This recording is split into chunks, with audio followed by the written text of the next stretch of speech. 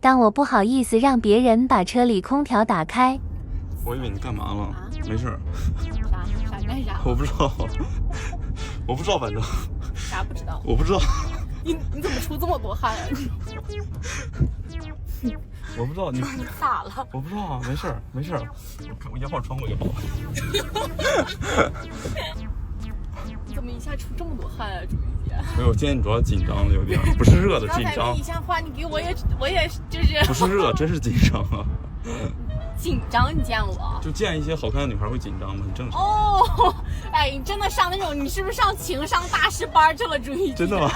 真的呀。我是真的很热，想让他开空调。你知道这儿喝茶的地方吗？我知道，咱俩需要2个人完好无损的坐在这里。那肯定啊，什么意思你？我需要咱俩端端正正且完好无损的坐在这里。行。不要去那种太昏暗、太私密性高的场所，我有点不适应。行，我主要太原的一些按摩确实是有点昏暗。如果我没有机会去西安的话，带去西安按摩一个店特别好，就是很好，就是很一点就是很阳光很大，你知道吗？就是感觉就是说就是说互相就是说很健康那种，能理解吗？阳光特别大，热在里面。不是，就是很亮堂，你知道吗？西安的。不是你怎么了今天？我没事啊。你为什么这么紧张，这么结巴呀？不能是因为我今天打扮的稍微像个人，你见我有点紧张吗？平常不见我这样。我们这2天活动比较多，然后太原是不是还要开世运会嘛？每天对接，然后彩排，就是我像个人一样。那为什么今天下班时候这么早？也不早吧，都6点多了。对呀。我整没热。你整吧。我养生了。咱不用点甜品了。当然不用啦。因为我带甜品了。怎么了？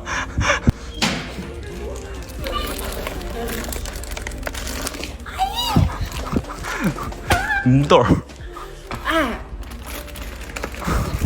可以吗？自带了一点。哎，这不一点，这已经半包了。这不是你点的吗？你真给我带了，我都忘了这茬了已经。就是你不给我带，我也不会不开心，但是你给我带了，我会非常的开心。拉这一下得多少钱啊？今天一会儿我请你吃一个大餐吧。不用。别。你不是说你要木豆吗？我说没钱。那你咋挣的？咋挣的？你当时什么感觉？就很符合你的风格呀。对。但是你给我带了，我就是啊。你看你想吃一个大餐可以啊。吃日料。日料的话不太行。不是，你不是说我给你？不是，我跟你说，弟弟，你不能吃日料。为什么？为什么你不能吃日料？因为你肠胃不好。讲日料刺身它是生的，就算它再干净，你的肠胃也受不了。有道理。吃除了日料。烩菜。滚。会才健康。我说你还热吗？我吗？我不热。你热吗？我也不热。好吧。热你要玻璃就好了。行。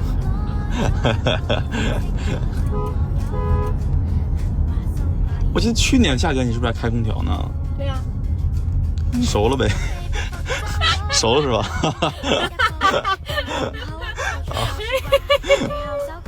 哎呀，你怎么老要把别人那个什么放在明面上说呀？主要是这也不热，没必要，你知道吗？